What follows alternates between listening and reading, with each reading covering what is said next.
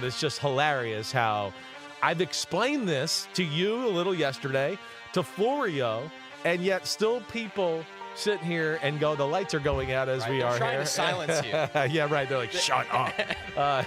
Not here. Yo, what's up? It's Chris Sims. It's Chris Sims Unbuttoned. Connor Rogers is here. We are Lights are here, on. 10 a.m. live, YouTube. Yep. Yeah, that was the powers to be.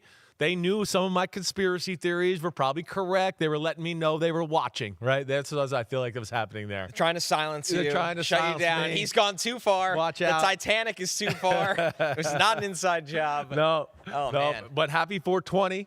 That's nice right. of you to wear a green jacket. This was just Look for at you. You're looking all marijuana'd up Yeah, for it's me. my cannabis but outfit. Another jacket. Look at you and your Well, cool. it got cold again today. Yeah, I mean, yeah. I was pretty excited when I woke Well, up. wake up today, and it was Yep. 31 degrees here in the Northeast once again, but it is 420. It is a great day. I will be partaking in activities.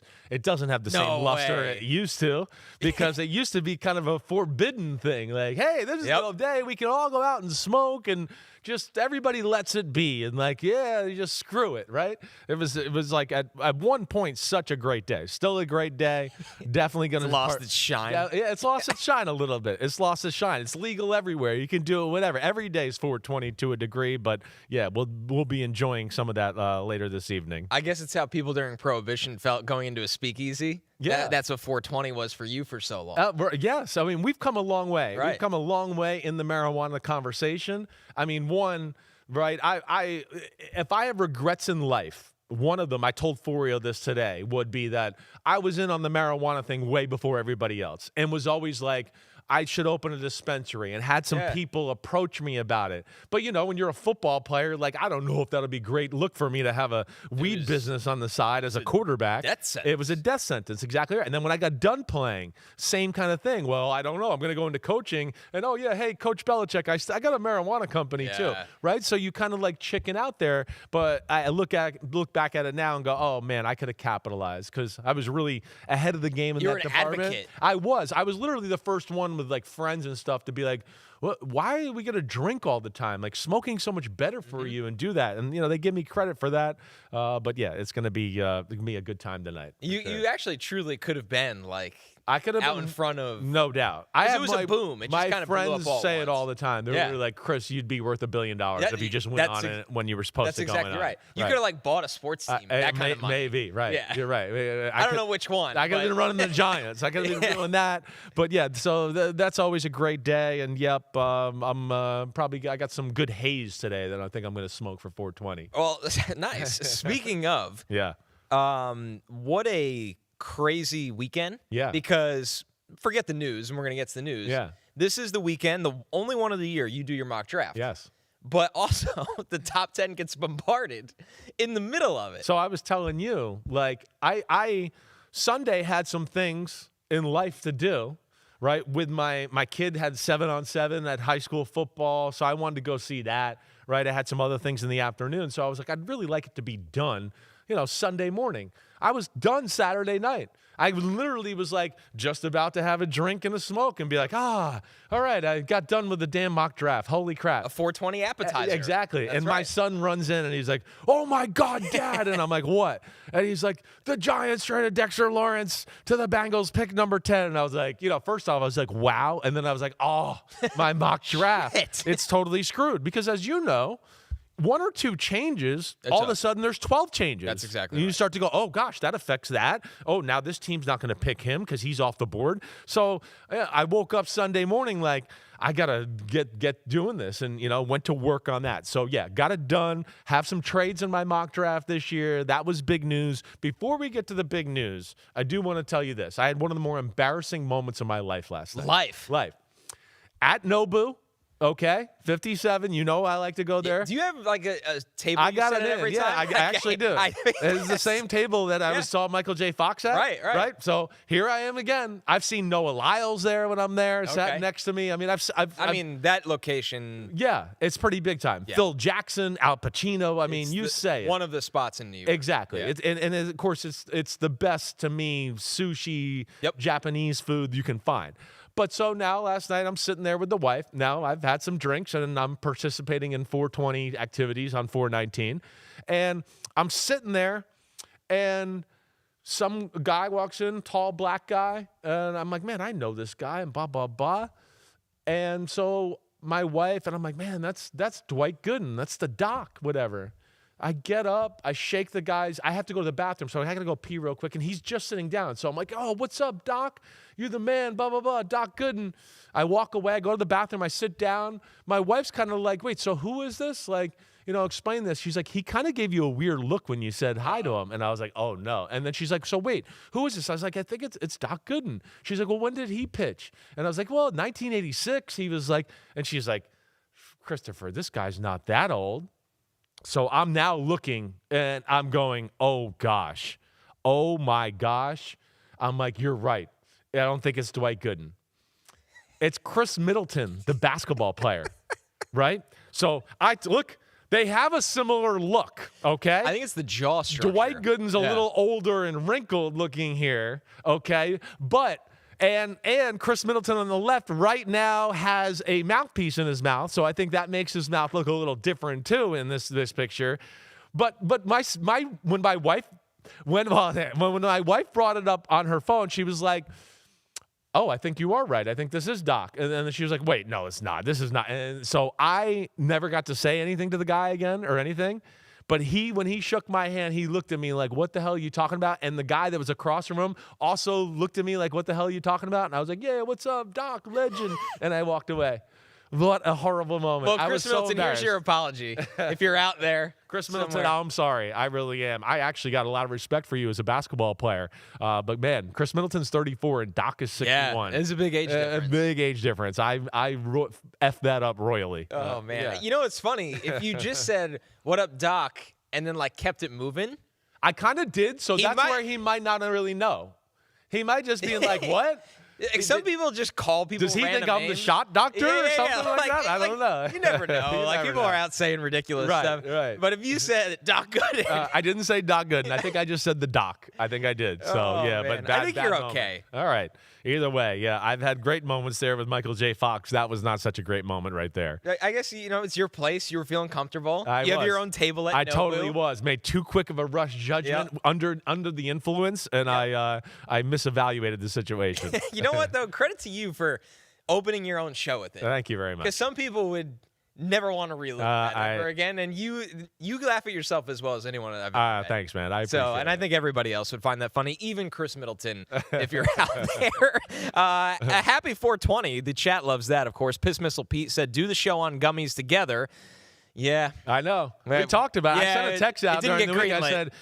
said, should I smoke a joint during the show on Monday? It seems fitting. But, yeah, it didn't seem to get quite the return advice on that one from anybody at NBC. It wasn't approved. Trog Dog said, I've been blazing since the 70s, LOL. Yeah, way to go, man. Yeah, an OG. K. Gemma said, Sims could have bought the Bucks and renamed them the Tampa Bay Buds had he invested in weed that Totally. They'd be my team. Man. That would be. I'd love to be that Tampa Bay Buccaneers owner.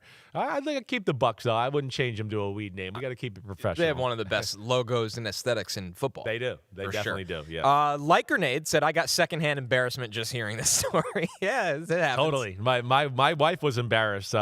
She really was, and we laughed about it, and that's why I was like, I got to talk about this on the show tomorrow. I'm sure it's no hard feelings. Yeah. All right. So, the big trade. Crazy. I think our combo a week or 10 days ago was more the lines of, man, what would Dexter Lawrence be worth? Because you got to pay him. Yep. He's amazing. He is coming off by his standards a down year, which you need to be careful with. I do want to get into that.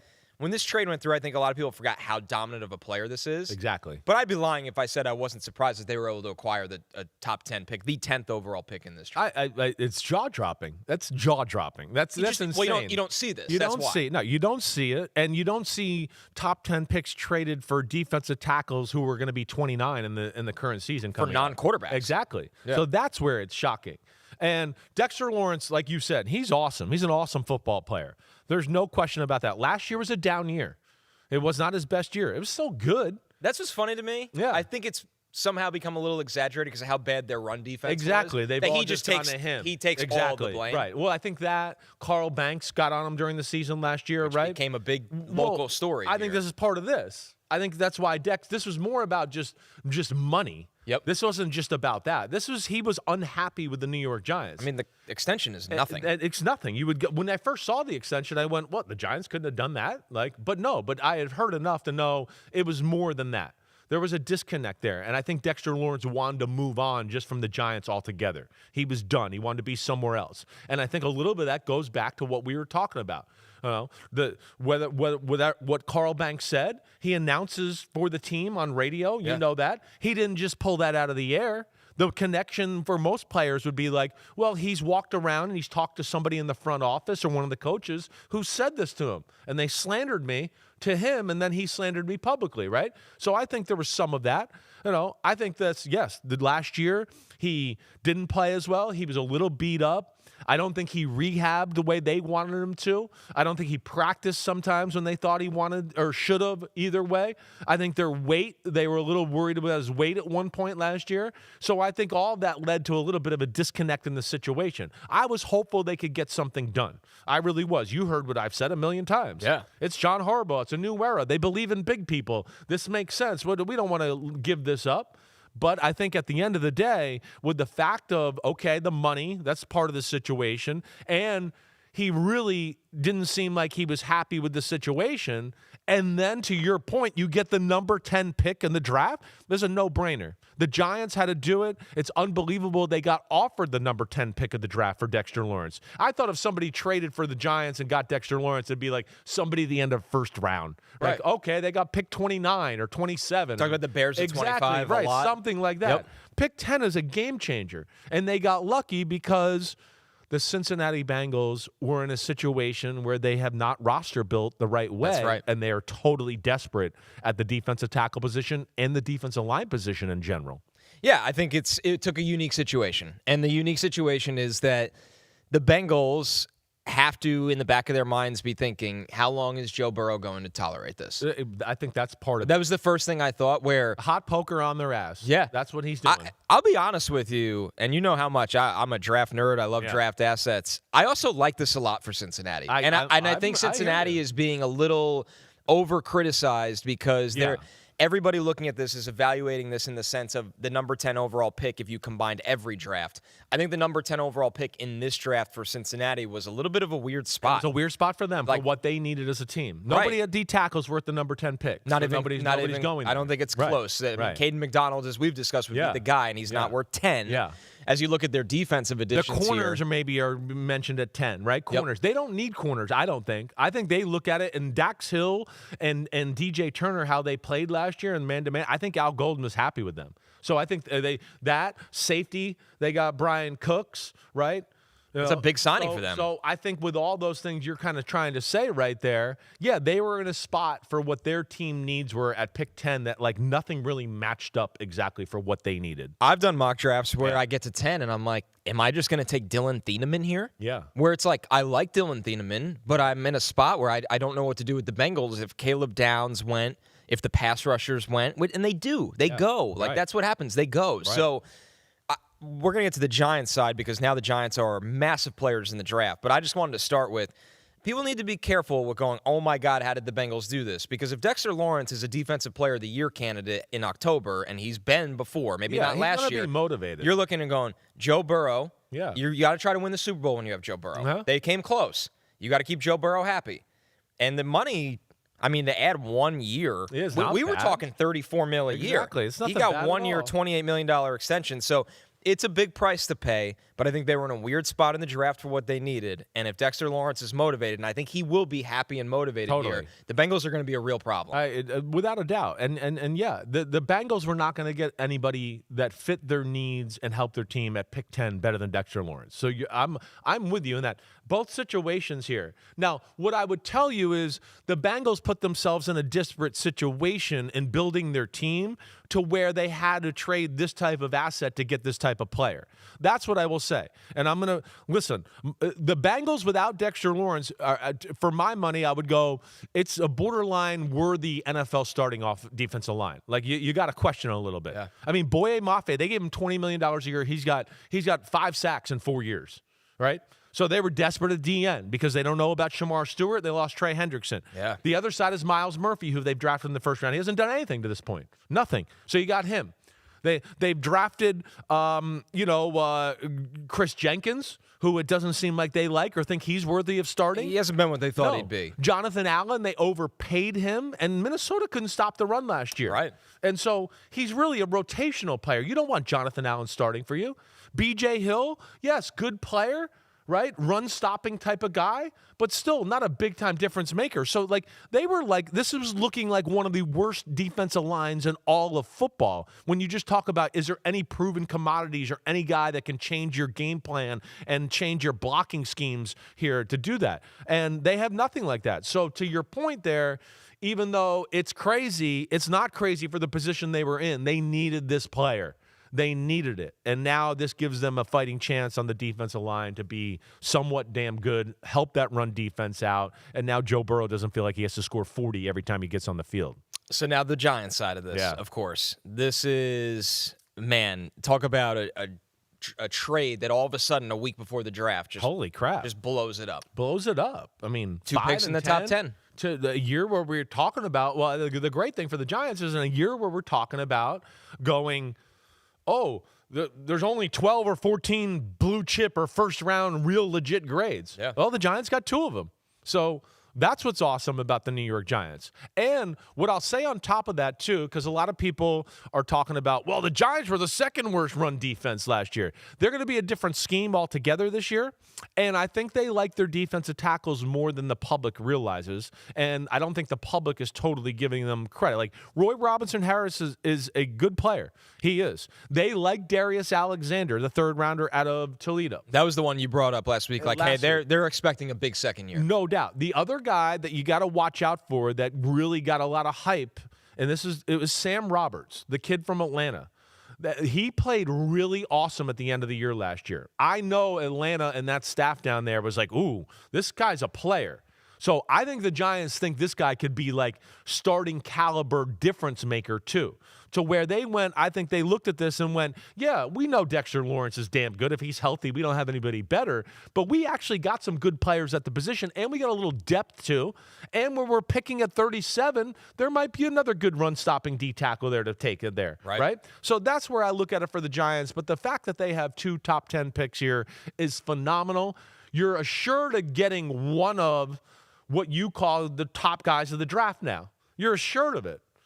Because Mendoza's going 1, and now in the next 4 picks, whether it's Jeremiah Love, Sonny Styles, David Bailey, Arbel Reese, Caleb Downs, right? You're going to get one of those guys, and I know they don't need the pass rusher, but now it just makes it more likely that they either get Love, Styles, or Caleb Downs with one of those picks, right? I would totally agree. We'll see where that goes. And we're going to do the mock draft here in a minute, and I'll give you my thoughts on all this stuff here. So I want to get back one thing to the Bengals that's crazy. Yeah. Pete pulled this out. This is from Rob Matty. Barring a trade, it'll be the first time Cincinnati doesn't own a first-round pick since 1989. I know. Yes. When the Bengals traded the next to last pick in the draft, number 27, to Atlanta for a second-round pick, number 35, a 4th, and a 10th.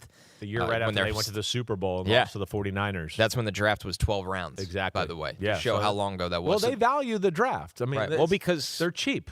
The Bengals are cheap. Right. So the draft is the cheapest way to build a football team, and that's why they haven't traded, players or traded away draft picks. That's the way they've always operated. So, that's where it's shocking.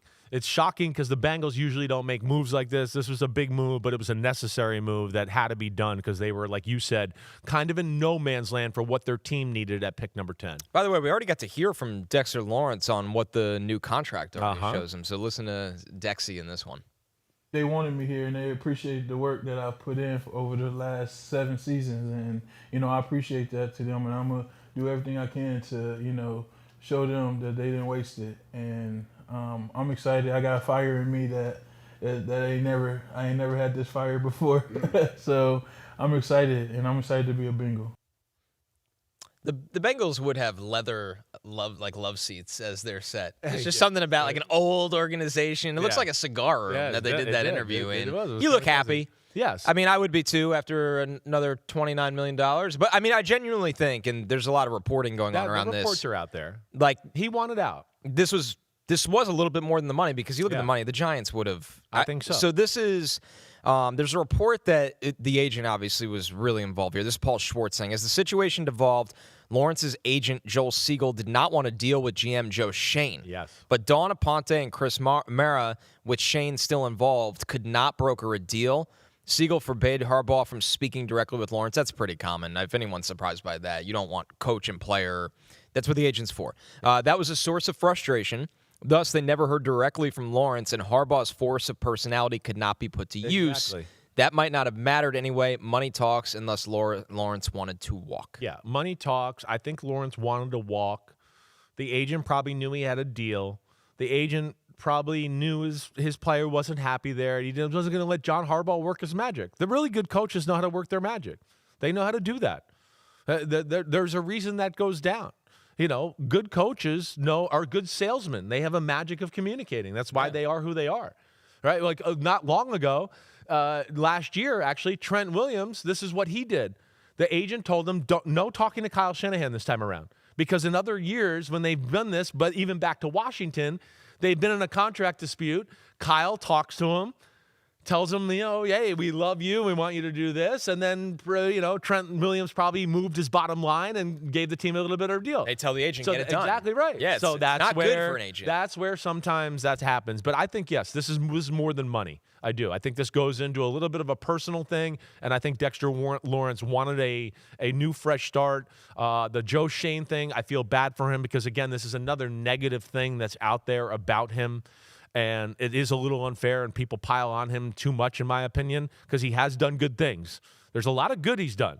But the Kayvon Thibodeau, the Evan Neal, the Saquon Barkley on Hard Knocks, and the fact that it looked like Jackson Dart was picked by Brian Daboll all seemed to hurt the overall aura of Joe Schoen here. And that's, unfortunate. But, yeah, I think a lot of people are like, what's up with Joe Schoen? Is he going to be still there next month, the month after? I think all those questions are happening. I think he will be, but I understand people questioning it with the way the lay of the land looks right now. I think the problem for Joe Schoen, and this isn't me making excuses for him because he's made his bed. Like, let's keep it real. He's been a bad GM so far. He's now in a no-win situation because anything good the Giants do, Harbaugh, Dawn Aponte, exactly right. Get credit. Yes. But anything that goes wrong, his name is in the news. And this isn't me defending Joe Schoen. This is me just saying, I don't get the point of this anymore. Yeah. And maybe after the draft will answer our question. I don't see any point of Joe Schoen working there anymore after this draft. If you want to let him finish because the scouting process starts that's definitely a part June of it. through the season, managing your team, all of that, and then you go through the draft, that's fine. There is no light at the end of the tunnel fairy tale outcome for me 3 years from now that Joe Schoen is still the GM of this team. If this is how the perception is. No, I hear you. And I think that's why some people are wondering whether he's still the GM here after the draft. He feels like a glorified scout. Well, and you're saying right now, he's been his kahunas have been chopped off. Right. So it's a different spot. But yeah, he's had some bad moves. There's no doubt about it. I do think people pile on him too much, though. I still think I could sit here and go, no, this player's a good player. He drafted him. He made the Brian Burns thing work. Abdul Carter's going to work. I know it is. Don't worry about it. I still think Paulson Adebo will work for them on that side. Drew Phillips has been a pretty good draft pick, right? I mean, the offensive line's been somewhat of an issue, and then this year in free agency, you don't know what to make of it. How much was him? How much is Harbaugh? That's the issue. And so that's the issue. So we'll see where it goes. But either way, we're going to do the mock draft in a second. And the G-Man on the top 10. There it is. Well, stick around because we'll be picking for the Giants twice, picking for the Jets twice. It's too bad this draft won't be at Radio City because it would have been electric. You're right. Right after this first break.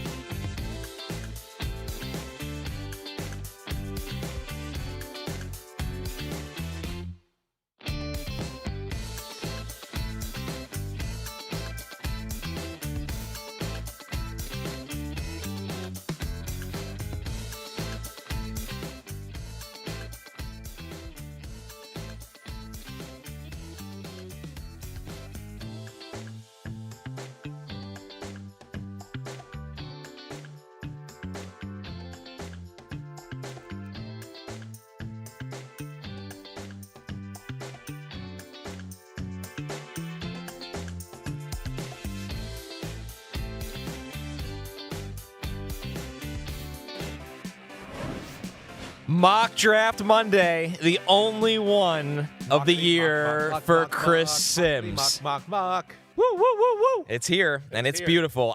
You asked me in the break, have I seen it? I said no, but now that we start the segment, I at least have to open the first 3 picks so I know what to do as a host. Yeah, because I like the element of surprise. Yeah. That's the point of the mock draft. Keep it real. Let's Also, what I like about you is you haven't lived in a world of mock draft bias for a year. Right. You jump into the draft, but then you really get into the mock drafts really 2 weeks before the draft that you don't have I've been told this for 6 months. I've been told this for 3 months.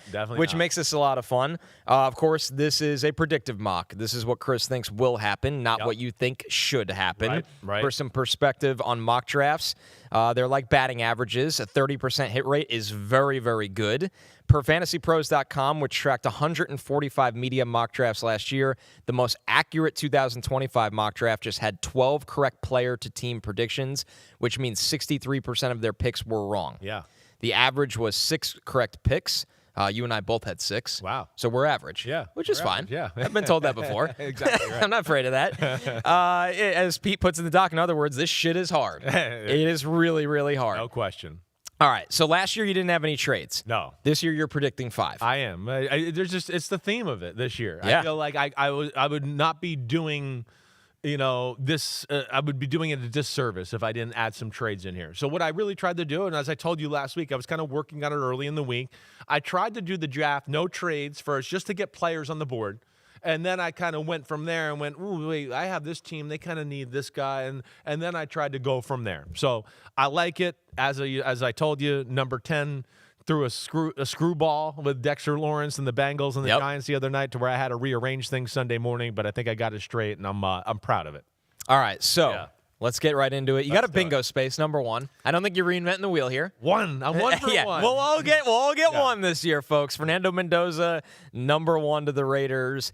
They have not taken a quarterback in round 1 since Jamarcus Russell in 2007. That's kind of a sneaky one for a team that has been lost for a while. Right. That they haven't taken a round 1 quarterback in that long. But to be fair, Derek Carr was an adequate starter for a long time. You're right. So I'll be fair to them there. Yeah, that's been right. other issues. Yeah, they've had a lot of other issues. You're exactly right. Just a few. But, duh. Mendoza, Raiders, Clint Kubiak, makes sense. We know that. We don't got to talk about that a whole lot. He fits the system, and we'll see what happens. I still say, if he outperforms Kirk Cousins in OTAs and training camp, he will be the starter day 1. I think that's still a real possibility. Yeah, I'm excited for Fernando Mendoza with the Raiders. In this offense, totally. I think he's going to – I think to your point, guys in camp, when they make a throw or they do this, everyone's looking around like, oh, they're going to go, is this guy going to play? Exactly right. Right. Exactly. All right, number 2 is when the party gets started. That's when it gets started.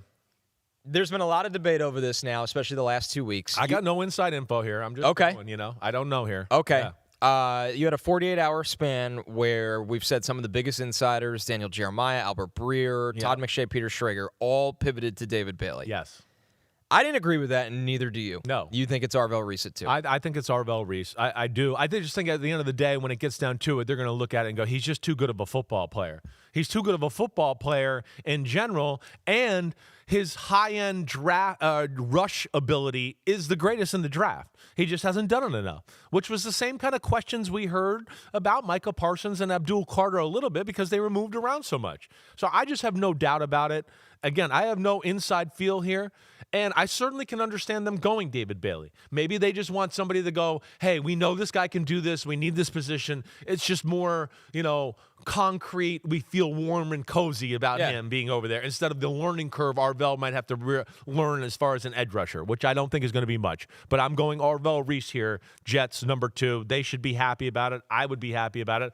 I'm going to be happy about it, even though I'm not a Jets fan if Arvell Reese is here in town. I did what you did. Sometimes just apply logic when you don't know. Okay, what makes sense? What makes sense is Arvell Reese. When that many people sometimes say it, to me, I go, that sounds siren. like Fugazi a little. Yeah. Every now and then there's one where I go, ooh, wait, I know he knows this team a little bit, and so does this guy. Okay, there's 2 guys doing this, but when it becomes like 5 or 6 guys all do it in the same week, that makes me think that somebody threw out some bullshit out there and that, they took it. And I'm not saying I'm right or wrong. I'm just, that's what I questioned a little bit. You know what's funny for the David Bailey argument? We know he can rush the passer. Yeah. I get that.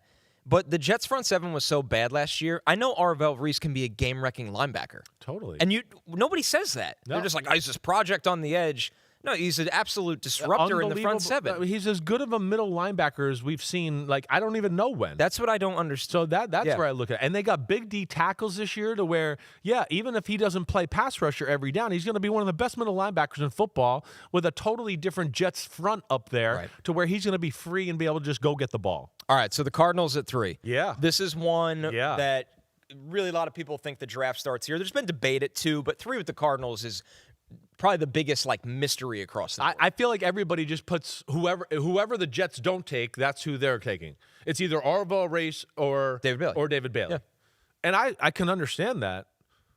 I'm going to go with Jeremiah Love, though. Jeremiah Love, pick number 3. First off, I look at the Arizona Cardinals. Who's their head coach right now? Oh, Mike LaFleur. Mike LaFleur's a run game expert. He's from Shanahan, McVay, his own brother who had traded to get Josh Jacobs, right, up in Green Bay. They believe in running backs. As you've said from the start, Jeremiah Love is, if he's not the best player in the draft, he's one of the 3 best players in the draft.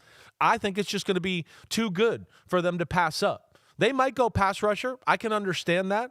I can. But I also go damn, we drafted a defensive lineman in the first round last year, and we drafted a defensive lineman in the first round the year before. So that's when I got into it, and I really thought about it. I went, man, they got some good receivers. But their best player on offense is a tight end. They need somebody else that can do, and Jeremiah Love can do it all, as we know. He could be Marshall Faulk. My dad says he reminds him of Gale Sayers, right? Wow. I mean, so got the throwback, right? A throwback, I love that. But yes, also, this is my first curve of the draft. But I just look at it and I feel like it makes a little too much sense, and I think everybody's kind of chalking this Arvell Reese, David Bailey 2-3 too much right now. I heard a lot of this at the combine, and then none of it after, and now this week it's popped back up, which is interesting.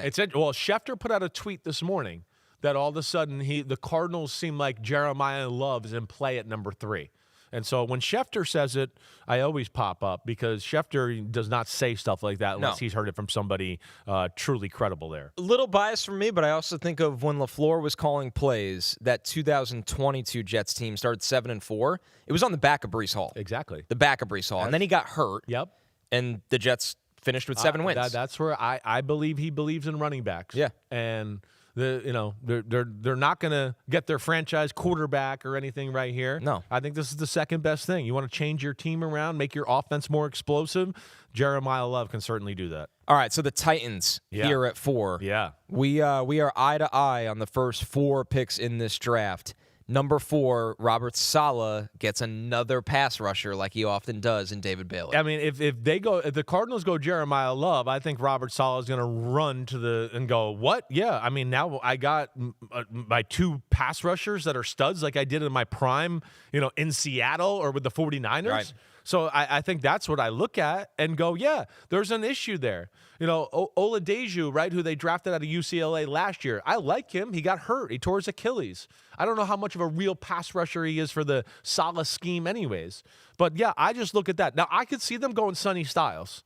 I wouldn't be shocked. Is Fred Warner? It's Fred Warner. Yeah. It's Bobby Wagner. Yeah. I mean, that defense, more than a lot of defenses, is awesome when they have a middle linebacker that's a freak show, right? There's a reason the Seattle scheme always has freak show middle linebackers because they got to do maybe a little bit more athletically than in some other defenses. So I could see that, but I think the pass rusher thing is just too great to pass up, and I think they'll go Bailey on the edge. Going through what coaches know is really important. Yeah. A couple years ago, I did not know the Jets were drafting Sauce Gardner. Yeah. That was one of the more blindsided times I've been.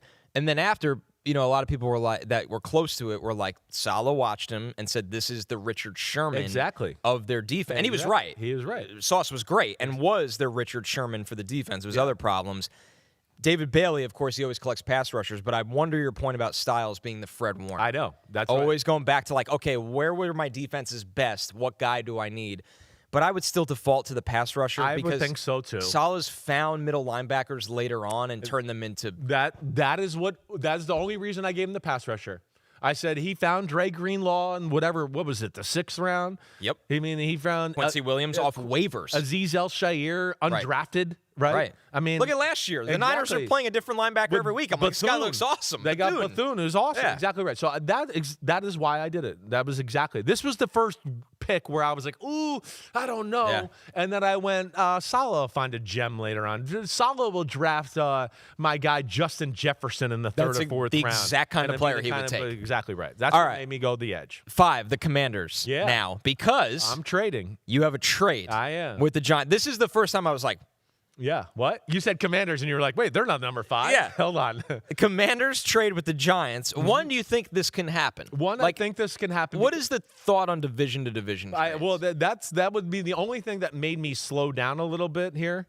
But, I think that will the Giants be willing to trade with the Commanders? Yes, if they know that they're going to not take the player that they want. And I think with the Commanders, and the biggest reason I have them taken going to number 5 is, one, I think their biggest need on their team is they need a receiver. Terry McLaurin's at an age, and we saw him last year. He couldn't play the full year. If he's off, or if he's hurt again this year, it's like they don't have anybody. No. You got Jaden Daniels, and you got nothing to help him.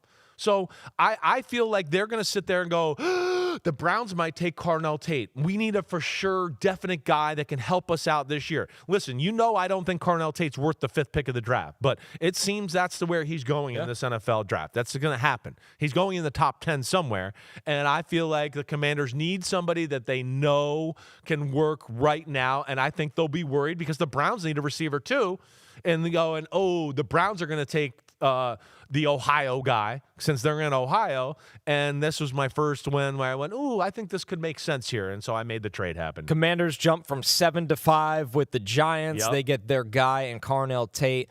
The Browns stay put at 6 for who, Chris? Yeah, I'm going to go with the left tackle, Monroe Freeling. Now, I listen, the Browns was a hard one for me. I mean, not that it was hard. I'm sure, and this is why we've heard about and we've seen like the mocks you brought up about them trading down because they probably don't want to take a tackle at pick 6. It just feels a little early. A little early. But I still look at it and go, they need it. And to me, Freeling is definitely the most ready NFL I can start right now left tackle. And that's where I'm going to go with that. I don't think they can rely on DeJuan Jones over there anymore. They need somebody, right, who, yes, health-wise, can do all the things that this new offense is going to want. They need a guaranteed, this is going to work type of guy. And to me, Freeling is the man because I have very few questions about him as a pure pass-protecting left tackle. The buzz for Freeling going top 10 picked up a little after the combine. I think he's just like, he's the one that's just the cleanest and you're going to have the least questions about. He might not have the highest ceiling, but I think he's a guy that at the end of the day, we're going to go, no, we can start him day one. He played like a pro at Georgia. He blocked pros at Georgia, and we feel like he can do that again here for us in Cleveland. So the Giants back on the clock now because they moved out of 5 to 7 with the Commanders. The big question is, Chris, which Ohio State defender are the Giants going to take? I had him going Sonny Styles here. Now, I hear you. The Caleb Downs thing is certainly, was in my mind, and I thought about it to a degree. But I just feel like I like the value of the linebacker position more than the safety. And I look at a guy like Sonny Styles and just go, man, middle linebackers like this, they don't come around that often. To where I just go, he's too talented. He's young. He's still a piece of clay that you can mold. And we saw, you and I both waxed poetically about how much better he got during the year last year. To where that to me was the biggest thing. So I can understand the safety one, but I also look at it and go, damn, they got Tyler Newman who they drafted in the second round. Right. They got Javon Holland, who they gave a lot of money to. Right? The linebacker position, you put this guy with Tremaine Edmonds in the middle of the field, and I go, yeah, watch out. Have fun with those two freaks running around there. The big combo with the Giants right now is how is this run defense going to compete? Yes. And obviously, Sonny Styles would go a long way for that. Totally. Little pop quiz. Who was the last linebacker drafted in round 1 by the Giants? Ooh. I think it's way back. I laughed when I saw the answer. Is it Carl Banks? It is Carl Banks. I had a feeling Chris. you were going to go there. 1984. Yeah. He was the 3rd overall pick. Michigan State. I mean, obviously that one worked out. Carl Banks, he's not in the Hall of Fame. He's borderline a Hall of Fame football player. Yeah. He is absolutely a Giants legend and one of the best linebackers that ever played for the Giants. I mean, he was phenomenal. People, if you go back and watch the 1986 playoffs when the Giants went to go win the Super Bowl, you certainly can make a case that Carl Banks probably played better football than Lawrence Taylor, who was the MVP of football that year. Right? Banks was a hell of a player. But, man, that's amazing. It's been that long since they get a linebacker. Truly wild. Yeah. All right, number 8, the Saints are on the clock here, Chris. This is one where there's not a lot of noise around the Saints. The Saints is quiet as hell. Yeah, right? which is always interesting when a team's lying in the weeds. I think, I want to confirm, I saw something that the Saints are one of the rare teams they don't draft guys they do visits with. That could be. I need to check that out again while you're talking through this pick. I but thought receiver a little. Yeah, that's the only buzz that's out there a little bit. So you go like, would they take a Jordan Tyson at 8? I don't know. All right, so I certainly, to hear it was between receiver. I did think pass rusher as well. The Saints are, to me, one of the keys to the draft here right now because I feel like they can go a few different ways. You could look at pass rusher. You could look at wide receiver. And, of course, you could look at the safety position, which I did. And that's where I'm going to go Caleb Downs here at pick number 8 to the New Orleans Saints. Brandon Staley, the defensive coordinator, right? He gets a guy that can be kind of his Derwin James for his defense. The safety position, Justin Reed's up there in age. He's on the downslope of his career, right? Jonas Sanker, is okay, but I don't know if he's not in the class of Caleb Downs. Right. So that's where ultimately I'm going to just say it's too much value there for them to pass him up at pick number 8. All right, so Caleb Downs still makes it into the top 10. Obviously, he's in the combo with that Giants pick as well. I know, yeah. Saints can go in a lot of different directions. Let's recap picks 1 through 8 before we move on to the Chiefs. Fernando Mendoza goes number 1, of course, overall. Arvell Reese goes 2. Jeremiah Love 3 to the Cardinals. David Bailey goes 4 to the Titans. The Commanders trade up to 5 to take Carnell Tate. The Browns take Monroe Freeling, the tackle from Georgia. The Giants take Sonny Styles. They get their linebacker from Ohio State. And then the Saints take Caleb Downs, who just seems to be loved by everyone. But everyone's like, but where? This is I feel like Caleb Downs, and I feel like this could happen at the safety position altogether, where there is a part of me, like we've joked so many times about, everybody said Derwin James was one of the 3 best players in the draft, and there we were at pick 18, and he was still available. Yep. I would not be shocked if that happened with Caleb Downs. I would not be shocked if we were sitting there and like the board just didn't fall right. I just can't believe he's and there. all of a sudden he's there at like 19 or 20. I really wouldn't. I think it is like that, and it's because of the position a little bit and all that. You're right. So it's hard to figure it out, but I'm going to say the Saints take him at 8 here. All right, let's move on to the Chiefs at 9 here. This is another one of the draft that it's pretty quiet right now. The Chiefs, for as great as they've been over the last decade, they now have a lot of different needs.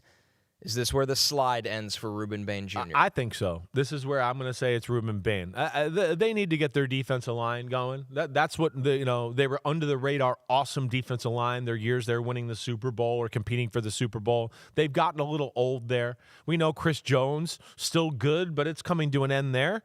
Karlaftis, good pass rusher, but not a superstar. Right. The other side, Ashton Gillotte, right? Or Gillotte, yep. Yeah, right. He's solid player, but you don't want him to be your starter. So to me, this is where Ruben Bain comes into play. Physical, can rush the passer, and they need it. So I thought maybe corner, right? That was definitely part of my thought here. I know, and they've had some conversations with the Cardinals at pick number 3. That would be a blockbuster. I would think if they do that, they're going after not a Jeremiah Love because they've signed Kenneth Walker. Kenneth Walker, excuse me. David Bailey? So I would think it's going to be a pass rusher, right? Whoever's left over. Is it Arvell Reese or David Bailey? Whoever the Jets don't take. There's been that conversation. I know that's out there. But, for right now, I'm going to have they go with Ruben Bain, who everybody in football loves. Everybody. It's just there's a little scare of the arms. Yeah. But anybody I talk to, it's just I love Ruben Bain. Just the arms are a little scary. And I think they'll make the bold move here. By the way, going back to 8 for the Saints, I did confirm this. This was from Sleeper Saints on Twitter. One of the weirdest things. Since 2015, they have not drafted from a top 30 visit in the first round. Wow. I think they're the only team in that span. Everybody else is usually, there's a couple guys. Now, they could buck that trend this year, but it is interesting. They operate really well quietly. Yeah, very well. Saints. You don't hear anything So that's about why it. that was a hard pick to make, and we're going to see if Caleb Downs ends up happening. So the Chiefs get Ruben Bain at 9.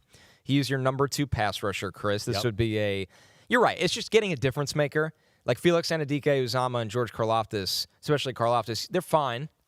But wreck the game, close the game. No, right. This is a different kind of guy. It's here. a totally different kind of player. And of course, what we talk about too with him is just how awesome he plays the run as well.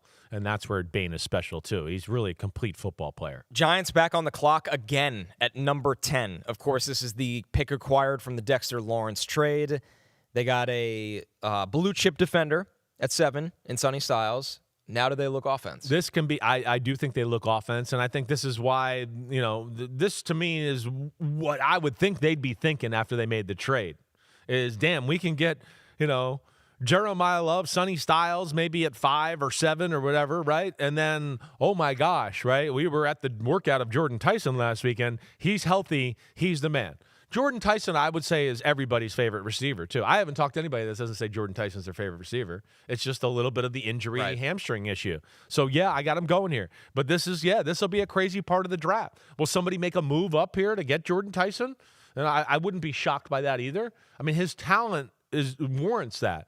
But, yeah, I look at this and go, the Giants – you add this, you got Jackson Dart, you got a special quarterback. Malik Neighbors, we know, is awesome. He's not going to be totally 100% himself to start the year. And now you coupled him, with Jordan Tyson going in the future. I go, yeah, that's got a chance to be a special offense. I think he's too good to pass up here. I think it's Jordan Tyson. Joe Shane was at that workout you mentioned. Yeah. I heard the Giants were one of a few teams that were doing a little extra at the workout. They're really on Jordan Tyson. I would think so. The question has now become, to your point of everybody loves him, will it go earlier? Is he a lock to make it to 10? I don't know. I don't know. No, I mean, would I be shocked if the Saints at 8, the Saints at 8, or the Commanders at 7 decide to go Jordan Tyson instead of Carnell Tate? Right. I mean, no, I would not. I would not. But I'm gonna go on that. The top 5, top 6, top 7, he'll be a little scared of the hamstring issues, and he'll slide to 10. That's kind of what I'm betting on there. Trade alert at 11. What do you got here, Chris, as Miami moves out of the 11th overall pick? I got the Bucs moving up to 11. The Tampa Bay Buds. The Tampa Bay Buds, right, my team. But yeah, so my justification here is Tampa needs a secondary player. Tampa needs a cover corner. They lost Jamel Dean. Their corners were not good last year. They were pitiful. They couldn't cover anybody. I think they got to feel the desperation here. And then within that, too, I think you got to be looking at the board going, wait, the Cowboys could go DB. They could do that. So what do we want to do here? And so from that, I got the Bucs making a move up here, trading with the Dolphins. Dolphins go back, and the Bucs get Mansour Delane. Right? Not my favorite corner. You know that. But I know he's going. I'll be the first one taken. It seems like everybody says that. And what's funny, too, and, it's a little all over the place with Delane. Some like him. Some go, ooh, I thought he was good. I had to give him a second look to see what all the fuss was about a little bit, right? I've gotten stuff like that, too.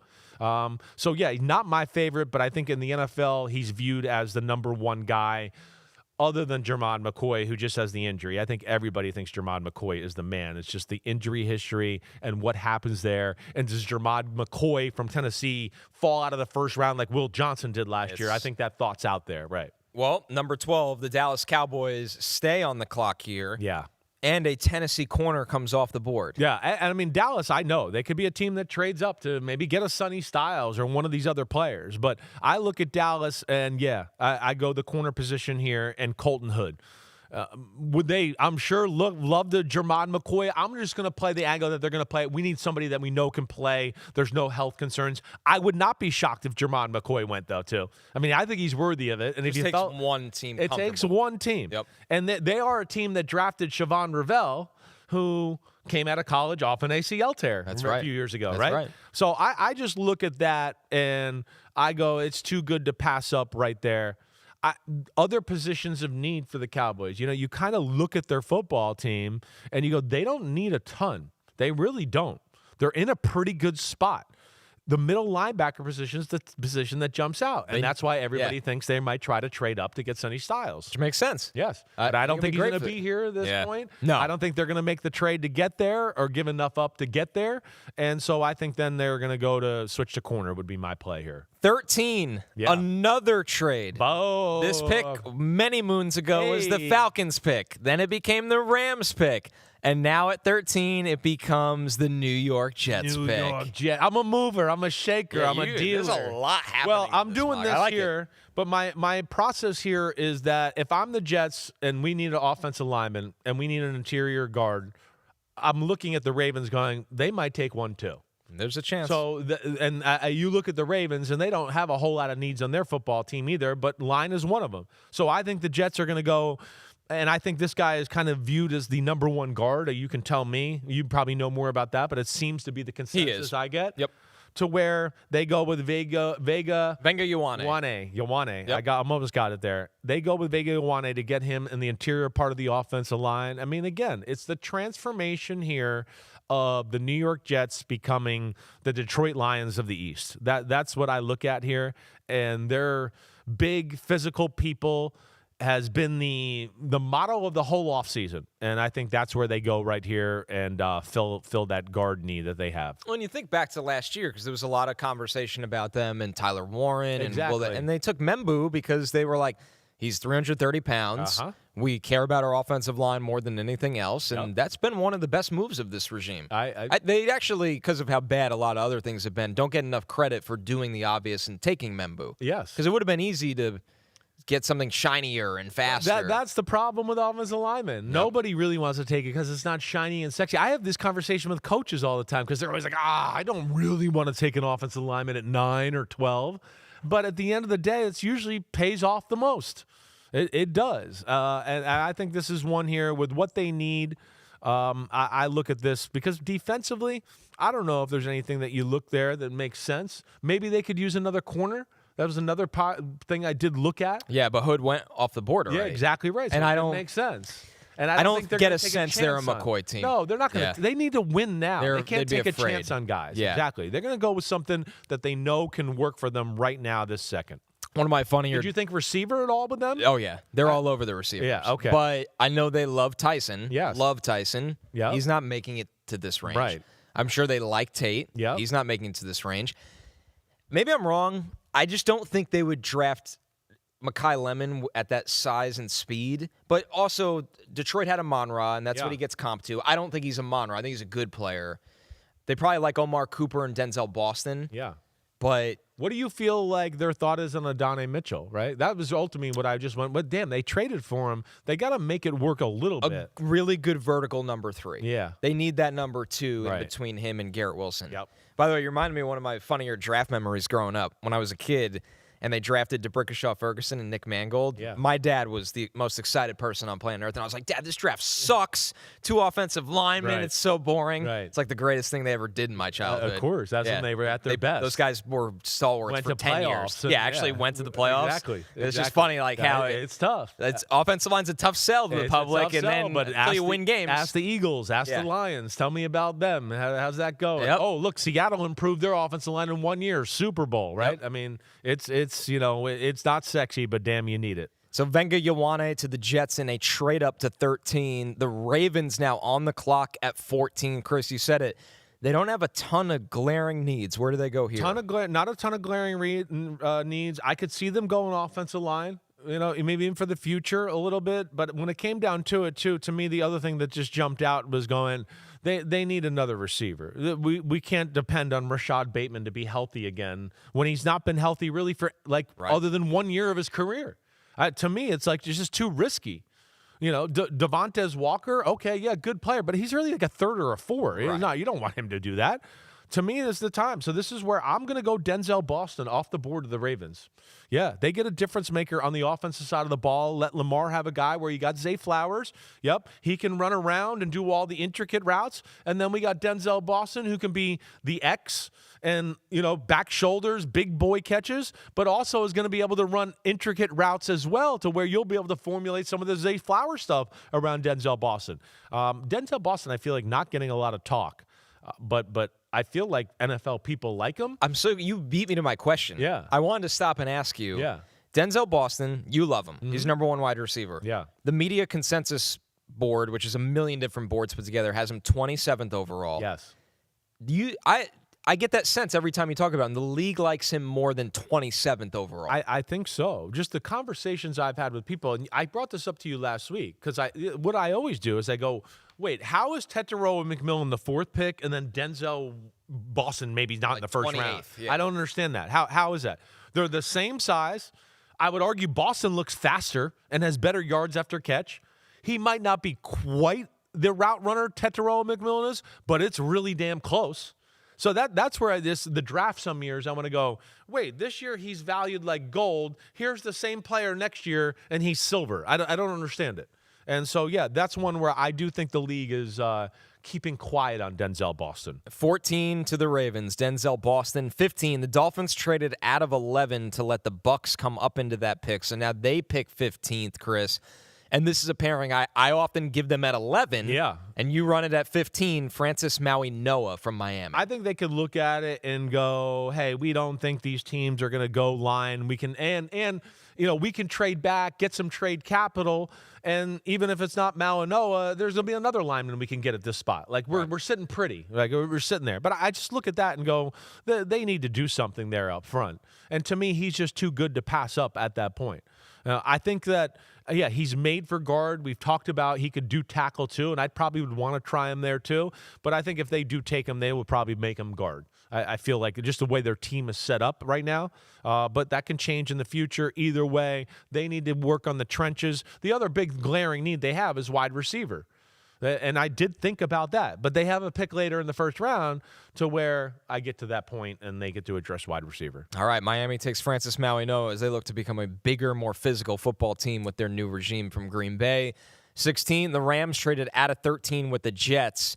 So now they pick here, and they still get a guy, Chris, that they're constantly tied to at 13. I feel like the Rams, if the trade didn't happen with the Giants and the Bengals, I feel like there was a way where I looked at it and I went, the Rams are going to end up with Jordan Tyson, right? That's what I kind of looked at. I was like, they're going to get Jordan Tyson. Holy crap. And everybody would be like, oh, my God. Yeah. And I was like, of course. Like, what? Of course. It's an of course. It's like, what? That's unbelievable. Okay, so the Giants take him. They trade down. And you look at the Rams. The Rams don't need much. I mean, what the Rams are, you look at the roster and you go, I mean, shit. They've got everything, really. What you got to worry about is if Puka or Devontae Adams get hurt, it changes their football team. That's right. And who else can they really depend on behind that? And Devontae Adams, as we know, is getting up there in age, just because last year with the Rams, no matter what anyways. So this is where I'm going to have them go Mekhi Lemon. Yep. Right in their backyard. They're going to get a guy that they feel comfortable with. I have no inside info if that's the guy they'd be after here. I don't know. But I'm going to play the angle that they have the most info on him. And if you want a guy, we're a Super Bowl team that we just need a guy that can play and produce for us right now. I feel like Mekhi Lemon is the floor is very high. Maybe the ceiling's not as high as some other guys, but the floor is very high. They get a real pro and somebody that can help them out right now. Yeah, they hit a point last year. I feel like we were coming on this podcast every week. We're like, the Rams are living in 13 personnel. They had to do it. They just ran out of people at receiver. Right, and Adams hurt his hamstring, and they had to do it. And they've been a team in general who's never had real great depth at receiver. They kind of play with fire of just like, we got 2 or 3 guys, and we just run them to death, right? Yeah. And so I think you got to be worried about that a little. And Puka, we know, plays a physical brand of football too. You got to protect that. All right, to recap, picks 9 through 16, Ruben Bain's mini slide ends to the Chiefs at 9. The Giants do take Jordan Tyson, the wide receiver from Arizona State, at 10 after they acquired that pick in the Dexter Lawrence trade. The Bucs at 11. They move up to 11. That was Miami's pick. They get Mansour Delane, the corner from LSU. The Cowboys stick and pick at 12.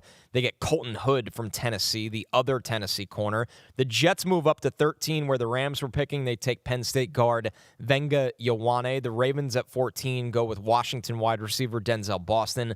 The Dolphins at 15 beef up their offensive line after moving out of pick 11 to 15 and get Francis Maui-Noah, somebody in their backyard, to play on the right side of their offensive line. And the Rams at 16 take Mekhi Lemon, the wide receiver from USC. We're going to take one more break. When we're back, Chris will finish this mock draft with picks 17 to 32 right after this.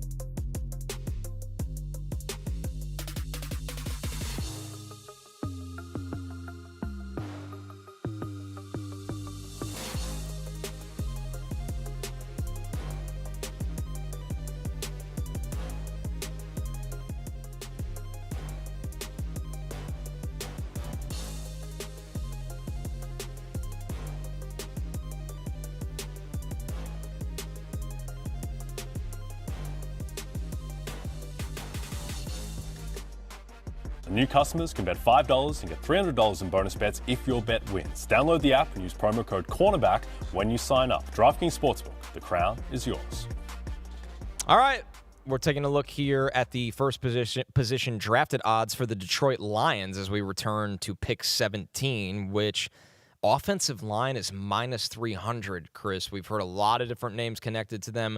The runner-up is no surprise, defensive line / edge rusher at plus 250, because it feels like every year we're like, who's going to rush across from Aiden Hutchinson? Who's going to run? And we do it all the time, and nothing really changes. So pick 17, what'd you do for Dan Campbell and Brad Holmes' Lions? I'm going to that offensive line. I just feel like, maybe a pass rusher could be there. But again, I just want to be like, they got two big-time D tackles. They got Aiden Hutchinson. They got Jack Campbell in the front seven. I mean, damn, they got some guys in the front seven to where I feel like more of a big need is the right tackle position. Yeah. The Lions are who they are because they've dominated the line of scrimmage. It's their identity. Yeah. They did not dominate to the same extent last year. And Larry Borum is just not a good enough option at right tackle. No. And that's where I'm going to go Caden Proctor, the biggest freaking dude in the draft from Alabama at right tackle. To me, it makes sense. Big, huge guy that's physical and can collapse the side of the offensive line. And that, to me, is what Caden Proctor is.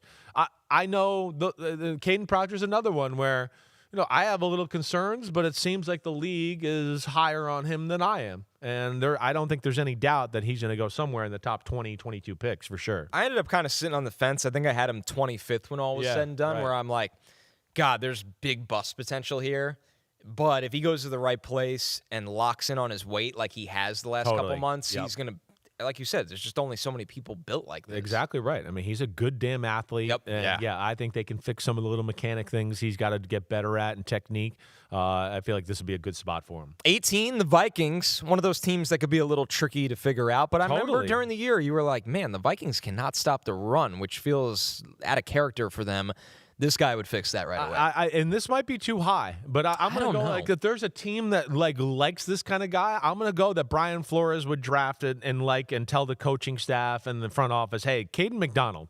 Caden McDonald would be a guy I want. I think they were interested in Kenneth Grant last year, right, who went to Miami, I think a few picks before they were picking. They've got to fix this out here. I mean, their defensive tackles are like they're not – first off, they couldn't stop the run, and if they did stop the run last year, it was because Brian Flores figured out a million ways to put 25 people between the guards to stop it. And then, like most football people would go, wait, who are the D tackles? I was going to say, not a lot of fans, and Minnesota fans can because they're crazy diehards, can name who their starting nose tackle is. That's what I'm saying. Yep. It's so glaring. I just go, this has to be addressed. And with a guy with Brian Flores, who I know is rooted in New England, he likes guys that can two-gap and plug the nose and do a little of that.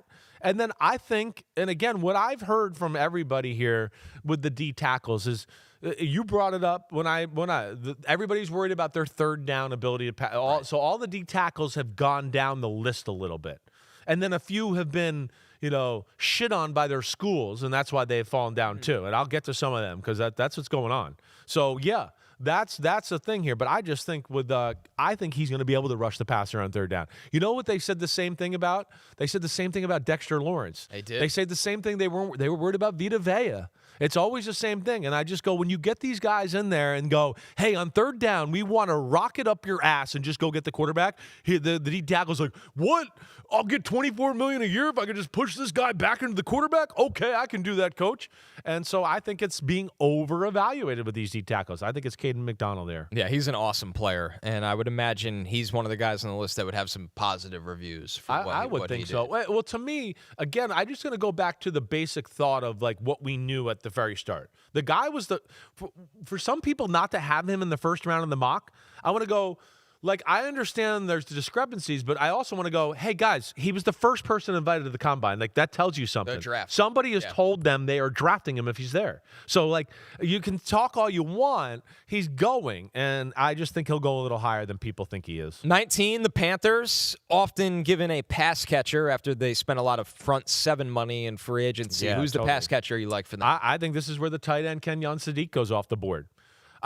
I look at it and go, hey, receiver, they got 2 first-round receivers. And Jalen Coker played well last year. Yeah, he plays better than Leggett. Yes, exactly right. But they're not desperate there. They're not desperate. They got a good O-line.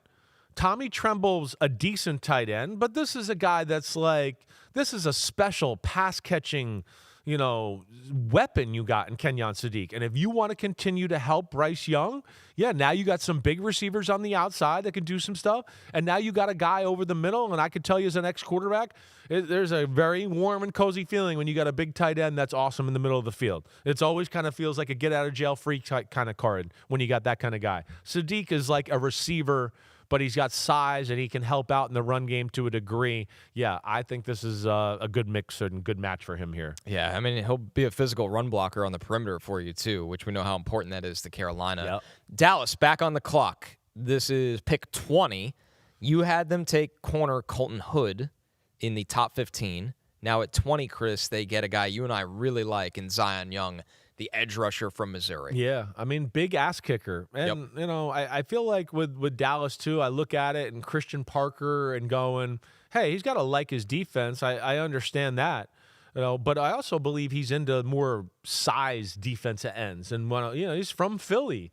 He's got a little of that in him. Yeah. So, it's I had Josh Sweat over here, right? I want, Jalen Phillips. Yeah. I think that's what they like more than Donovan Izariquez or the Nolan Smiths of the world, right? And so I'm going to go here that this is just too hard to pass up. This guy's an ass kicker. He's, defense end. You could kick him inside on third downs if you want and let him play D tackle and rush over that. I just look at here and just go, Dallas, not a huge ton of needs here. I mean, what else would you say? Running back, maybe? Right. What are you doing here at running back? So I'm just going to go, they're going to go with the big physical guy, and they're going to go with Zion Young right here. Yeah, I mean, Zion Young, you brought up the edge setting, the ability against the run, and then how he evolved as a pass rusher this year. Still underrated, in my opinion. Could they go safety? This was a spot where I did think of Dylan Thieneman a little bit. Yeah, this could be a Thieneman spot. I thought about it. They was definitely crossing my mind. They don't do that, but maybe this would break the mold. Yeah, that's what I thought. I know. All right, we have another trade. Yeah. The Browns, another division trade, I know, Chris. right? I know. When I did that, I was like, man, that's the only thing that's like kind of a discrepancy. But listen, business is business here. Right. And at some point, if it just makes sense for your football team and you have the ability to trade down, then you do that. And so, I got the Browns trading up here to basically get in front of the Steelers. The Eagles. Eagles, excuse me. Do I got that right? Yeah. Yeah, they traded with the Steelers. Exactly right. That's what they're trying to get in front of here's my point. So I got mixed up. I'm reading my notes here. I feel like the Browns are going to go, wait, we need a receiver here. And they're going to look at this and go, wait, the Chargers might take a receiver. I think there's a lot of people that think, Mike McDaniel, they want to get more speed on the offense. There's been that talk. So I'm going to play the angle that they're going, we can't risk this anymore. We got to get somebody up there right now. And I think they're going to make a trade and they draft Omar Cooper. Browns need a receiver. There's no doubt about that. Jerry Jeudy's just okay. Isaiah Bond has some talent. I like it. Sure. But again, I don't think they're going to, bet the farm on him. Yep. They need somebody that's a proven commodity here for the Todd Monken offense and these quarterbacks. And I think Omar Cooper is going to be ready to go. Another just, not my favorite, but I know he's going higher than what I would want him to go. And he's dependable, and you know what you're going to get for him right away. He's going to be pro ready. And they could run some of those manufactured touches they did with Zay Flowers to Omar Cooper. Exactly right. Yeah. So 22, another trade. I know. You said the Chargers were sitting here potentially hoping for receiver talent. Then they go out of the pick to let the Bears come into 22. The Bears come into 22, and I think the Bears might be scared that the Eagles, are going to take a pass rusher. So this was my thought here. The Chargers, they look at the board, they go, wait, we can still get what we want, we think, right? And you'll see what I do as this plays out here a little bit. But yes, I think the Bears are going to be a little bit like, oh no, the Eagles might take a pass rusher. We like this guy. And I'm going to have the Bears trading up to take TJ Parker from Clemson. I know the film from 2 years ago was better. I still even like the film from last year. Right. And then the size, and I do believe this would be a guy Dennis Allen would want a little bit more of that physical edge guys, right? He's not always into the sexy speed guy. So to me, TJ Parker, who was probably a guy that I was even a little too low on in my rankings and stuff, because the more I even watch and see in crossover film, I like him more and more every time I watch him. The Eagles at 23. Yeah. So now they've watched... Because if they trade A.J. Brown, Yes. they could potentially look at receiver. Omar Cooper just went in front of them. You Yes. talked about they could look at edge rusher. T.J. Parker and Zion Young just went in front of them. Yeah. What's their pivot? Yeah, plan? and I feel like the Eagles made the move on Dontavian Wicks and Holly Brown. They're not leveraged with a receiver in the first round. And yeah, I think A.J. Brown is going to the Patriots. I think that deal's in place already. I said that last week to Florio. I said, if you really made me bet, I'd go, I think they have a wink, nod, hey, we're trading them, just, Waiting on the wait it timeline. out, waiting on the timeline because of the cap purposes. I think the Eagles got to start worrying about their offensive line for the future a little bit. This could be Lane Johnson's last year. I wouldn't be shocked if it was. So this is where you go Blake Miller, where, again, I don't know, maybe this is too low for him. Because there's a part of me, too, that I could go, as far as tackles are concerned, he's one of the most ready to go, least questions, right? 4-year starter. Exactly. He might not have the high ceiling of Spencer Fano or some other guys go, but he's going to be ready to play and ready to go right away. And, yeah, the Eagles have their tackle for the future in case Lane Johnson retires next year. That's an easy fit. Yeah. Even if Lane plays 8 to 12 games this year, you're going to need Blake Miller for a lot of the other ones. Totally, And that's right. He definitely fits them. 24, so this is the Steelers because they moved back into the Browns pick. Yeah. This guy, maybe a slide in some eyes, although opinions are just all over the place on Spencer Fano from Utah. I know, and I feel like it all over the place with this guy, too. I don't have a feel where this guy's going to go. It's I know hard. he's good, he's big, he's athletic, he's all that, but I've heard some people I talk to go, yeah, I love him, and I've heard others go, I like the athlete and the player, but I got some questions. So, yeah, I got him falling, I guess, a little bit to the Pittsburgh Steelers here. Steelers, yeah, you look at their football team and go, again, receiver, I don't think they're going to be in the market with that after trading for Michael Pittman.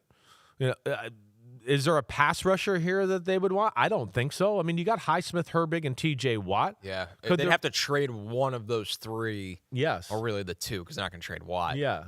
They'll trade Highsmith, But- I would think. Man, I don't know if I love the idea of trading someone then to just draft a replacement. No, I'm with Because you. we know what Highsmith is today. Exactly right. I never mess with liked that. No. So I just looked at the biggest glaring need on their football team is the guard position. Or the tackle position. Excuse me. That's what I wanted to say. Because Broderick Jones, you got to be worried about that too. It hasn't been great. No. So, and he's got a little injury concern right now with his neck. So we don't know where that's going to go. So, yeah, there's a little bit of here where I go, wait, if Fano can play guard right now and help them out, but if Broderick Jones in this health situation and they don't trust him, he could play tackle too. And that's where I ultimately ended up going here with that. Sometimes you got to look at history. They took Troy Fatanu, who was kind of thought in a similar mold. Like, Exactly right. He could play him at guard. He's Exactly. athletic enough to maybe survive a tackle. Yeah. Spencer Fano would be a little bit in that similar mold. Let's recap picks 17 through 24. The Lions took Caden Proctor from Alabama. The Vikings take Caden McDonald, the D tackle from Ohio State. The Panthers go with tight end Kenyon Sadiq from Oregon. 20, the Cowboys take Zion Young, the pass rusher from Missouri. 21, the Browns trade into the Steelers pick to take Omar Cooper. 22, the Bears trade into the Chargers pick to take T.J. Parker. The Eagles take tackle Blake Miller from Clemson. And at 24, the Steelers move back into this pick. They take Spencer Fano, the offensive lineman, I'll say right now, from Utah. All right, let's finish it out. 25 to the end. This is the spot the Chargers moved back into with the trade with the Bears. And this is a guy, Chris, that I can't figure out in the draft at all. I can't either, but I've just been led to believe he's going in the first Right. round. Like, the one thing I think I came away with consensus-wise with just talking to people is, like, the D tackles, it felt like everybody thought Caden McDonald and Peter Woods were definitely going in the first round. Right. Other guys might be more talented, but there's some other things to it here, and I'm going to talk about them. Yeah, because some of them I'm are coming up. curious. Yep. So I don't want to dive into that quite yet. But yeah, I just look at them, and you certainly can make a pass rusher. Could they go Akeem Messidor or something like that? I mean, it wouldn't shock me. Khalil Mack. This is probably his last year there, but they do have Khalil Mack. They got Tuli Tuipulotu, who's Quietly's the best a good pass rusher. player. Exactly. He's their best pass rusher. The best pass rusher you've never heard of. Exactly. Unless you're a Chargers You're fan. right. And then I just look at D tackle and go, they got issues there. Yeah. And to me, where I look at this and just go, Harbaugh can get a guy in Peter Woods who's a disruptor inside. Yeah, he's not going to be hold down your fort, stop the run guy. They got Dalvin Tomlinson for that, so he can be that. This guy, yeah, you're going to move him around, create chaos. He's a 3 technique. He's a 5 technique. He's shooting this gap. He's shooting that gap. I think almost like a Justin Madubuike to a degree. Right. That's kind of how I envision it for this Harbaugh here in the Chargers. I just feel like they got to address this position on their football team. 26, the Bills. You just mentioned this name in play at 25. That is Akeem Messidor, the other edge rusher from Miami. Yeah, Akeem Messidor and Buffalo, again, offensive line's good. We know receiver. I don't think that's going to be a thing right now. I mean, DJ Moore, Khalil Shakir, they got to see if Keon Coleman can work here. There's that. So, yes, I just look at it and go, yeah, I mean, I know they got Bradley Chubb. And they gave a little money to, but he's at the end of his career. Right. I mean, it's and you got a guy here that, yeah, you got depth. He's part of the rotation, and then you got a guy for the future as you go along to be across from Greg Rousseau. And I wouldn't want to trust Bradley Chubb being healthy for the full season. That's the other aspect I think you got to be worried about a little bit. So that, I did think, again, safety here a little. Just going, like, would they go dealing Thieneman? Yeah. Would they do that here? That did come to my mind, but ultimately go with the pass rusher. Yeah, and they get one of the more pro-ready guys in the draft for a team that's in a Super Bowl window. They're ready. They need a guy that can play and do it. Exactly. 27, Shano's 49ers, Chris. Every year people talk about offensive line, and they'd rather just draft it on day 2 and develop it. Yeah. Do they change that mold this year? I think this is the year they do it. They need it. And with this and with Max, I'm going to let you say Ihanachor, right. With him, I feel like he could fit 2 things in one here. One, he can help us at a guard right now. And then next year or the year after when Trent Williams moves on, he can be our franchise left tackle. Right, and as we know, Trent Williams just signed an extension, and we're going to talk about that on tomorrow's pod. We're not even going to get to it today. But, yeah, that's what I look at. Now, again, here's another one where I thought about Dylan Thieneman a little bit. Right. I went, they might like him in this defense. Raheem Morris, they expect a lot of their safeties and being athletic. And, gosh, Raheem was in Atlanta where they got Jesse Bates and wanted him, right? So I thought about that, but I just think they got to address the O-line. It hasn't been as good the last few years, and I feel like this guy's got a tremendous upside and could have a bright future if they can get it right here. All right, the Texans at 28. Now we've had a little run on defensive tackle. We had Caden McDonald sneak into the top 20. We had Peter Woods go a couple picks ago to the Chargers. And now this is where Kristen Miller from Georgia comes off the board. Kristen Miller, I love Kristen Miller. You know that. Kristen Miller has not gotten great reports from his school. That's plain and simple. That's what I was told by a bunch of people. Interesting. Yeah. Georgia, for whatever reasons, I don't get into the specifics. I just know that the reports weren't good from Georgia. Georgia's not giving him the best, clean slate here for the NFL. And I think that's why he falls down here. I talked to a few people on the weekend just through text where they were like, oh, if he didn't have that, he'd be way up. Interesting. And you know who the other guy that's got an issue from this school a little bit is Cisse, our corner from South Carolina. That's the other one. I heard a little bit of that. So, yeah, which crazy because you don't see it on film. You go, yeah, he's the most perfect player ever. But regardless, yeah, the Texans, Kristen Miller. The Texans, first off, you look at the Texans. I know I've seen some people go receiver. They drafted 2 second-round receivers last year. They're not going to go draft. And they looked pretty good. Exactly. At the end of the year, they started to look really good. I wasn't worried about Nico that. Collins is awesome. They're expecting Tank Dell back this year. I don't think it's receiver. But offensive lineman, I don't think so. They rebuilt it in the pro market. They paid Wyatt Teller. They gave Ed Ingram a new contract last year. So I don't see that happening there. They also have the 38th overall pick that could be used for that. So they could do that for that too. Yeah. Right, exactly right. So I'm going to go D-tackle here. And gosh damn, if they have this guy at D-tackle. He'd be great there. What? He'd be great They'll there. be scary with him at D-tackle and the rest of this football team. Like, holy shit, nobody will get first downs against the Houston Texans. Yeah, I'd be fascinated to know what the hang-up over that is because you watch the tape and he plays so hard. Well, that's where I was shocking. Plays so hard. When I first heard it, I went, gosh, you would see none of that. Like, what's the problem? And again, that's where you have to be careful because some of these schools, it could be like one stupid thing that sets them off. I've seen it before. It's like he didn't play good in that game, and they held it against him forever. That's true. And you never get out of the doghouse for it. And they find reasons to kind of, shit on you whenever they can. So, again, you got to do your due diligence there, but he's a damn good player. Yeah, he was one of my favorite people we had at the NFL Combine. A lot of fun, Kristen Miller. I think he'd be great under DeMeco Ryans. Yep. 29, this was the Rams pick that was now traded to the Chiefs, and another defensive tackle. I'm going to go, this place, all right, Caleb Banks to the Chiefs. Because I just feel like they're going to look at it and go, is this Chris Jones or is this Chris Jones? Like, part 2. Let's get him. And if there's any off-the-field questions, which there is about Caleb Banks, they're going to go, wait, we got Chris Jones. He can teach him. Just like Jordan Davis could help out Jalen Carter. And, we have that so that, to me, here's the other thing that I was told over the weekend through text. Because I was very curious about, why am I not hearing more about D tackles? Yeah. How are these old linemen going to shake out? And I remember you loved Caleb Banks at the Combine. I loved him. Loved the personality. And the player, to me, is, insane. And I guess, people question the love of the game a little bit, the detail. Because I had two coaches go, if Caleb Banks off the field reports and he loved football and all that were good, he goes in the top 10. But that's what's holding us back. And I feel like the Chiefs will be a kind of team, they have the guts to do that. And and everyone would laugh. There was bad reports about Josh Simmons last year at Ohio State. Remember? There was. They don't give a shit. They got a culture there. They got a quarterback and a defensive, some defensive captains over there, and a defensive coach and a head coach who are great people, right? So they'll bring this along the right way. And I'll give Caleb Banks some credit. He fought to come back at the end of the year with a broken foot. He knew some of this. I'm sure somebody told him this was the rumor. I don't think he was ready yet. Yeah. And then he did the Senior Bowl. Didn't have to do that. Yep. And then obviously re-breaks the foot at the Combine. I think he came back early to try to shoot this stuff down. Now it ends up hurting him again. Yeah. So I'm rooting for Caleb Banks. Me too. 30, the Dolphins. This, of course, was Denver's pick. The Dolphins took Francis Maui, Noah Chris earlier.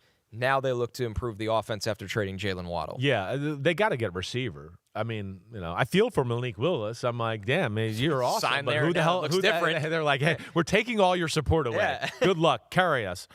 Casey Concepcion, I don't know where he goes. He's a tricky one to figure out. He's a tricky one. I feel like he can go anywhere from the 20s to the 40s, honestly.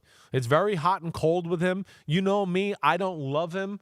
But again, he's definitely good, and he's pro-ready to where, I think the floor is high. And that's where I think he'll be valued by a team like this. It's just going to go, we need somebody that can help us right now. He gets open. Exactly right. Yep. We need him now, too, because we can't wait for, he's got talent, but it might take a year or two. And that's where I think Casey Concepcion checks that box there. All right, 31. Yeah.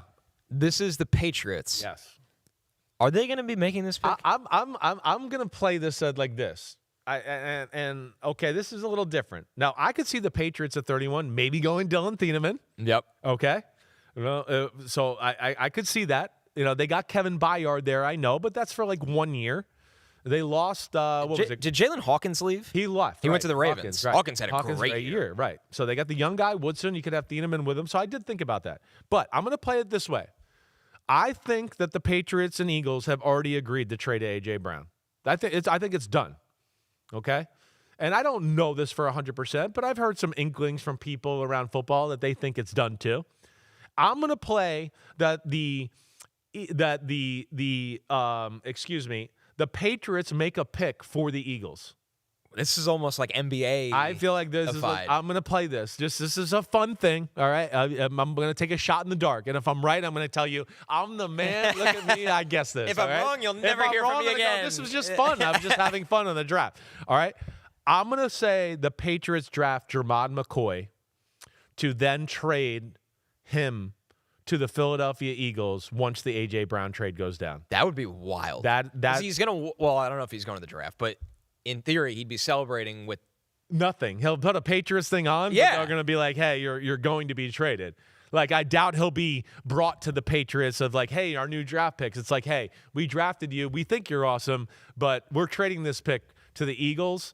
and you're going to be there. So you just got to wait like a month, and then you can go to the Eagles and have your celebration about being picked. Pete it's brought a up different one. Eli Manning with the Chargers jersey. Yeah. The pictures of Eli with the Chargers jersey is pretty funny. Oh, it's like it looks like he's like pouting, almost like he looks miserable.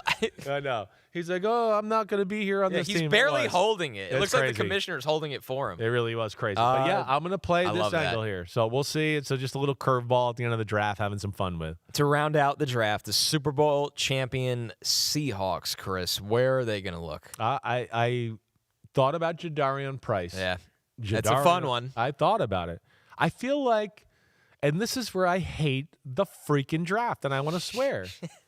Because here's the answer I get with everything with Jadarian Price. Well, he's never been the guy.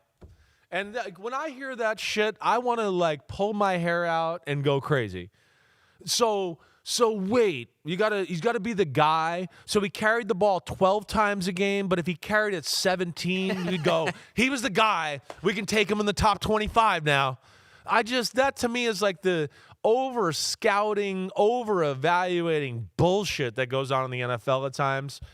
I think the Seahawks will adhere to that bullshit as well, and they're going to go with your guard, my guard from Jersey. That's right, Chase Mr. Pasco. Yeah. I just look at them and go, they don't have many needs.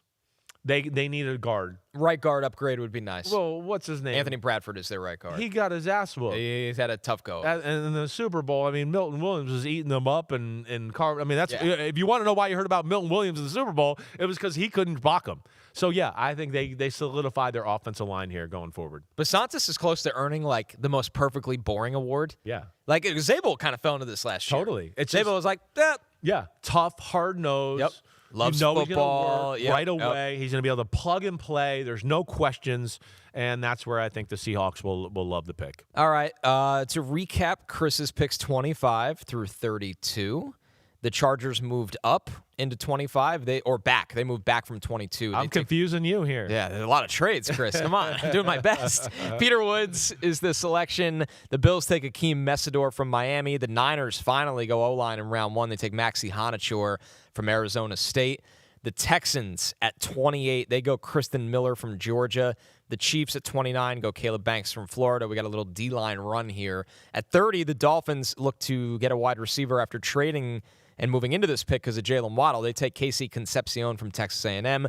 The Patriots at 31 take Jermod McCoy, the corner from Tennessee, to trade to the Eagles in the A.J. Brown trade. I love that. That's the craziest thing I've ever done. Hey, if this happens, we're throwing a party. 420 part 2. 32, the Seahawks, they take Chase Basantis, the guard from A&M, to fortify their offensive line. Whoop, whoop, whoop. And if you want to see the Eli Manning holding the Chargers jersey, good. Good God. It's amazing. That's amazing. You could see the commissioner's hand having to hold it they're for like, him. come on. He's like, I don't really want to hold this. I want to go play for the Giants. Raise it. And look at, Archie and his mom. They're all sitting there like, yeah, we'll fake smile for a second. And our real smile will come when the Giants go.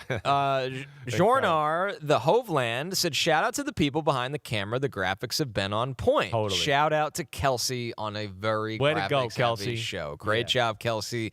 Great job to our crew in the back. This is definitely one of the longer, bigger produced shows of the year. It's a lot. I mean, damn, it's one of those when you get done, I'm like, whew, thank God I'm done with this shit. Damn mock draft. Holy crapola. But, I mean, there it is, everybody. There's the answer key. Don't worry about tuning in on Thursday night. All 7 trades. It's all locked. It's the Oracle. I've got it. It's all there.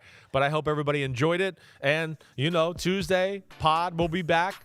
It's not going to be live. It's tape. But Wednesday, Thursday, we are going to be live. 10 a.m. And then Barn, Thursday night. Me and this guy. We got some people coming. My family's coming. Guest appearances? Big Phil's coming. Big Phil is going to be there? Big Phil's coming on the camera for pick 5 and 10. I cannot wait. We're going to put him right between you and me. This is amazing. The big effort is going to be in person. This is first time I'm finding this out. This is awesome. Yeah, I've only met him once back at Bleacher Report like 10 years ago. Right. So we're going to have him Man, there. We got this is gonna be new electric. decorations on Thursday night. The wife's been working on it. So I love it. You know where to find us. Subscribe, rate, review. Send in your questions. Send in your talking points. We'd love to discuss more about this. All right. Wednesday, we're back live. We're going to do a little big board, I think. I'm going to have the Sims big board. Yep. And hopefully you got some questions and things about the draft, and maybe we'll know more rumors. Connor, thanks show, as always. man. Yep. Great jacket. Thanks. Right? The 90s call. Last one of the year. Jacket back. This is it. All right. Yep. All right. It's a happy 420 for you. Yeah, it is. Thanks a lot. All right, everybody. Be good. We'll see you next time on Chris Sims Unbuttoned.